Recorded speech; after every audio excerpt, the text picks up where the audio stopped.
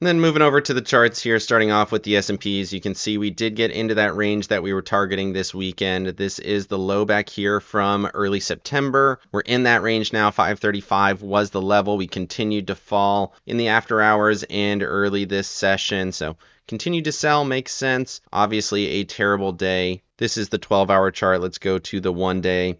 You can see there down almost 5%, gap down and fell to that level. After hours were already there. It'll be interesting to see if there's any volume that comes in at that level. That is an important zone. In terms of support areas, if this one doesn't hold, you have a kind of consolidation high here at 524. That's an interesting level for me.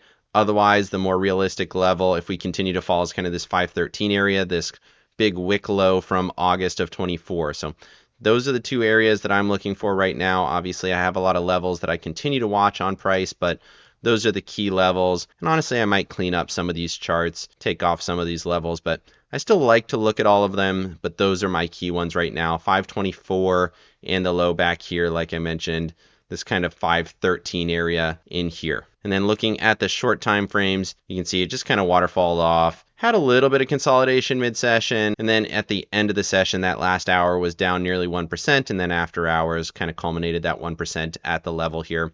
Again, I don't really think this is going to hold. Your next level would be 531, and then just a couple levels lower, that 524 area is the bigger one down here. So we'll see if that one is going to hold up markets at all. Either way, everything still looks quite bearish, a little bit extended, but very bearish.